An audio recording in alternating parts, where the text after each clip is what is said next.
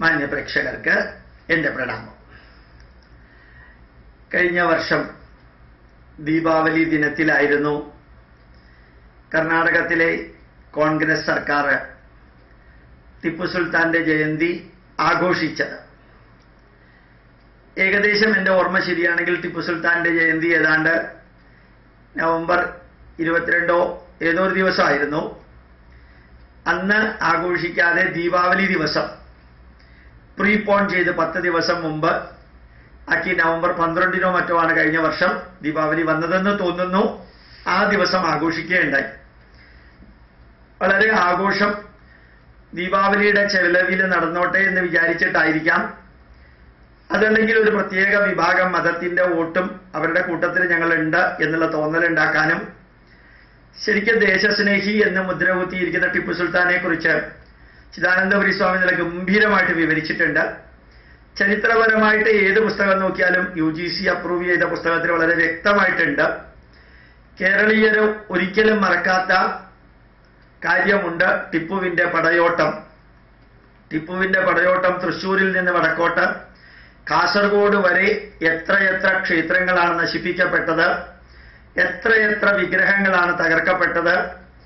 വിദേശ മുസ്ലിങ്ങൾ നോർത്ത് ഇന്ത്യയിലേക്ക് അടിച്ചു കയറിയപ്പോൾ അവിടെ ഞാൻ ഇന്ന് രാവിലെ വിവരിച്ച പോലെ കുത്തബ് മീനാറും മധ്യ കേരളത്തിലെ ഭോപ്പാലിലുള്ള സാഞ്ചി സ്തൂപവും ഉൾപ്പെടെ കോണാർക്ക് ക്ഷേത്രങ്ങളും ഉൾപ്പെടെ 10,000 ക്ഷേത്രങ്ങളും ജ്വാലാമുഖി ക്ഷേത്രങ്ങളും എല്ലാം തച്ചുടച്ച ആ ഉത്തരവാദിത്വം അവര് നോർത്ത് ഇന്ത്യയിൽ ചെയ്തപ്പോ അവരുടെ തന്നെ രക്തത്തിൽ പിറന്ന ഈ ടിപ്പു സുൽത്താൻ പടയോട്ടത്തിലൂടെ കേരളത്തിൽ നശിപ്പിച്ചതും അതുപോലെ തന്നെ പള്ളികളാക്കി മാറ്റിയതുമായ ക്ഷേത്രങ്ങൾ ഇന്നും നമുക്ക് ഉത്തര കേരളത്തിൽ ധാരാളമായിട്ട് കാണാൻ സാധിക്കും.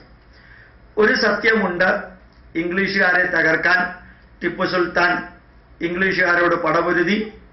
അത് വളരെ ശക്തമായിട്ട് തന്നെ പൊരുതി. അവസാനം ഇംഗ്ലീഷുകാരാൽ തന്നെയാണ് ടിപ്പു സുൽത്താൻ മരിച്ചതെങ്കിലും ഉത്തര കേരളത്തിലും അതുപോലെ മൈസൂർ പ്രദേശങ്ങളിലുമെല്ലാം ഹിന്ദുക്കളെ പച്ചയ്ക്ക് ബീഫ് തീറ്റിച്ച് അവരെ മതം മാറ്റിയാണ് ഇത്രയുമധികം ന്യൂനപക്ഷങ്ങൾ എന്ന ഭൂരിപക്ഷമായിക്കൊണ്ടിരിക്കുന്നവര് ഇന്ന് ഉണ്ടായത് തന്നെ. ഹിന്ദുവിന് പറ്റിയ 2 അബദ്ധം. ഒന്ന്, ജമ്മു കാശ്മീരിൽ ഇതേപോലെ മതപരിവർത്തനം ചെയ്യപ്പെട്ട ഹിന്ദുക്കള് കാശ്മീർ രാജാവിന്റെ അടുത്ത് എന്ന് പറഞ്ഞു. അതുപോലെ ഉത്തര കേരളം ഭരിച്ചിരുന്ന സാമൂതിരിയുടെ അടുത്ത് എന്ന് ഇതുപോലെ ബീഫ് കഴിച്ച് നിർബന്ധിതമായി മതം മാറേണ്ടി വന്നവര് സാമൂതിരിയുടെ അടുത്ത് എന്ന് പറഞ്ഞു. അതേപോലെ തന്നെ വടയര് മൈസൂർ രാജ്യം ഭരിച്ചിരുന്ന കാലത്ത് നിർബന്ധിതമായിട്ട് ബീഫ് കഴിച്ച് മതം മാറ്റപ്പെട്ടവര് വടയർ രാജാവിന്റെ അടുത്ത് എന്ന് പറഞ്ഞു. ഞങ്ങളുടെ തെറ്റുകൊണ്ടല്ല ഇത് സംഭവിച്ചത്, അവര് ബലമുപയോഗിച്ച് ഞങ്ങളെ തീറ്റിച്ചതാണ്. ഞങ്ങൾ ഹിന്ദു ധർമ്മത്തിലേക്ക് തിരിച്ചു വരാനുള്ള എല്ലാ വഴികളും തരണം. അത് സാധിച്ചു കൊടുത്തത് കാശ്മീർ രാജാവ് മതപുരോഹിതനെ വിളിച്ചു ചോദിച്ചു. കോഴിക്കോട് സാമൂതിരിയും ഈ രാജപുരോഹിതനെ, രണ്ടുപേരും രാജപുരോഹിതനെ വിളിച്ചു ചോദിച്ചു. ജമ്മുവിലെ രാജാവും രാജപുരോഹിതനെ വിളിച്ചു ചോദിച്ചു. ഒടയർ മൈസൂർ രാജാവും രാജപുരോഹിതനെ വിളിച്ചു ചോദിച്ചു, തിരിച്ചു കൊണ്ടുവരാൻ പ്രൊവിഷൻ ഉണ്ടോ? ഹിന്ദു ധർമ്മത്തിൽ നിന്ന് പോയവരെ തിരിച്ചു വരാൻ സന്നദ്ധരാണെങ്കിൽ കൊണ്ടുവരാൻ പ്രൊവിഷൻ ഉണ്ടോ? ഉണ്ടെങ്കിൽ അവരെ ശുദ്ധീകരണം കലശം നടത്തിയിട്ട് തിരിച്ചു കൊണ്ടുവരണം എന്ന് പറഞ്ഞു. ജമ്മുവിലെ രാജാവും മൈസൂരിലെ രാജാവിനും കിട്ടിയ ഉപദേശം ഒരു സംശയവുമില്ല, അവര് മനഃപൂർവ്വം മാറിയവരല്ല. ബലം പ്രയോഗിച്ച് ഇഷ്ടാനുസരണം അല്ലാതെ ബലപ്രയോഗം കൊണ്ട് അവർക്ക് സംഭവിച്ചതാണ്. അവരെ തിരിച്ചു കൊണ്ടുവരണം എന്ന് പറഞ്ഞതുകൊണ്ട് മൈസൂരില് ഹൈന്ദവ ജനതയുടെ എണ്ണം വലിയ മാറ്റമില്ലാതെ നിന്നു. ജമ്മുവിലും അത് നിന്നു. തിരിച്ചു കൊണ്ടുവരാൻ ഒരു കാരണവശാലും പ്രൊവിഷൻ ഇല്ലെന്ന് കേട്ടത് കോഴിക്കോട് സാമൂതിരിക്കും അതുപോലെ കാശ്മീരിലെ രാജാവിനുമാണ്. അതുകൊണ്ട് അങ്ങോട്ട് മാറിയവര് ഇന്ന് ഭാരതത്തിൽ എന്തെല്ലാമാണ് സംഭവിക്കുന്നത് എന്നുള്ളതിന് കാരണമാകത്തക്ക വിധത്തിൽ നിൽക്കുന്നു. അത് കേരളത്തിൽ ഇത്രയുമധികം മതപരിവർത്തനം നടത്തിയത് ശരിക്കും അറക്കൽ രാജവംശത്തില് സംഭവിച്ചതും ടിപ്പു സുൽത്താനും കൂടി ചേർന്നിട്ടാണ്. അറക്കൽ രാജവംശത്തിന്റെ ചരിത്രം ഒരു ഇതിഹാസം പോലെ നിൽക്കുന്നു. അറക്കൽ രാജവംശത്തിലെ ഒരു സ്ത്രീ, അറക്കൽ കൊട്ടാരത്തിലെ സ്ത്രീ കുളിക്കാൻ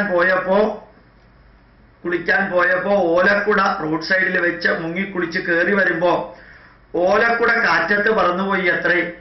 ആ കാറ്റത്ത് പറന്നുപോയ ഓലക്കുട ഒരു മുസ്ലിം എടുത്തു കൊണ്ടുവന്ന് ഈ രാജകുടുംബത്തിലെ ഈ രാജ്ഞിക്ക്, അതായത് യുവരാജ്ഞിയല്ല, രാജകുടുംബത്തിലെ സ്ത്രീ, അവർക്ക് കൊടുത്തു. അപ്പൊ പുടവ കൊടുത്ത പോലെ കുട കൊടുത്തു എന്ന കാരണത്താല് ആ രാജകുടുംബത്തിലെ യൗവനയുക്തയായ വിവാഹം കഴിക്കാത്ത ആ പെൺകുട്ടിയെ ഭ്രഷ്ട് കൽപ്പിച്ച് ആ മുസ്ലിമിന് വിവാഹം കഴിച്ചു കൊടുത്തു. അതിന് പകരം വീട്ടാനായിട്ട് അറയ്ക്കൽ കൊട്ടാരത്തിലെ എല്ലാം, അറയ്ക്കൽ എന്ന് വെച്ചാൽ മുറിച്ച് അറുത്ത് മാറ്റിയതാണെന്നാണ് അറിയപ്പെടുന്നത്. അവര് തന്നെ മറ്റൊന്നിലേക്ക് മതം മാറ്റി അതിന്റെ പ്രതിഷേധം തീർക്കാനായിട്ട് ശേരിക്ക് ക്ഷേത്രങ്ങൾ കൊള്ളയടിക്കാനായിട്ട് ടിപ്പുവിനെ വിളിക്കുകയും ചെയ്തു. അങ്ങനെ ചരിത്രത്തില്, വളരെ പഴയതല്ലാത്ത ചരിത്രത്തില്, കഴിഞ്ഞ കഷ്ടിച്ച 200 വർഷത്തിൽ താഴെ ഉത്തര കേരളത്തെ ഇത്രയും അധികം മതപരിവർത്തനത്തിന് വാളിന്റെ മുന കൊണ്ട് വിധേയമാക്കിയ ടിപ്പു സുൽത്താന്റെ ജന്മദിനം ആഘോഷിക്കാൻ ആരെങ്കിലുമൊക്കെ മുമ്പോട്ട് വരുമ്പോ ബ്രിട്ടീഷ് രാജ്യത്തോട് പടപൊരുതി എന്നുള്ളൊരു വസ്തുത അത് ഒന്നവിടെ നിൽക്കെ, ഈ രാജ്യത്തിലെ ഹൈന്ദവ ജനതയുടെ എല്ലാവിധത്തിലുള്ള മതപരിവർത്തനത്തിനും വാളുപയോഗിച്ച് ചെയ്തൊരു വ്യക്തിയുടെ ജന്മദിനമാണ് ആഘോഷിക്കുന്നത് എന്ന് കൂടി ഈ അതിഗംഭീരമായിട്ടുള്ള ക്ഷേത്രങ്ങള്, ശരിക്ക് തമിഴ്നാട്ടിലും കേരളത്തിലുമുള്ള അനവധി ക്ഷേത്രങ്ങൾ തച്ചുടച്ചതും ഉത്തര കേരളത്തിൽ ഇതെല്ലാം ചെയ്തത് ഈ പടയോട്ടത്തിന്റെ കൂട്ടത്തിലാണ് എന്നുള്ളത് മറക്കാതിരിക്കട്ടെ. തലശ്ശേരിയിലെ ശ്രീരാമക്ഷേത്രത്തിന്റെ ശ്രീകോവിലിനകത്ത് ഇന്നും പീരങ്കി ഉപയോഗിച്ച് വെച്ച വെടിയുണ്ട ഉണ്ടത്രേ. അതൊരു കലഹത്തിന് കാരണമാകാതിരിക്കാൻ ഇടക്കാലത്ത് അത് മാറ്റുകയും ചെയ്തു എന്നറിഞ്ഞു. ആ ക്ഷേത്രത്തിന്റെ ഗോപുരവും ക്ഷേത്രത്തിന്റെ ശ്രീരാമന്റെ നെഞ്ചത്തേക്ക് എന്ന് പറഞ്ഞ് അയച്ച ആ വെടിയുണ്ട, അതായത് പീരങ്കിയുടെ ഇരുമ്പുണ്ടയും എല്ലാം ചരിത്ര വസ്തുതകളായിട്ട് ഇന്ന് നിലനിൽക്കുന്നു എന്ന് കൂടി നമുക്ക് ഓർമ്മിക്കാൻ സാധിക്കട്ടെ. പ്രണാമം, നമസ്കാരം.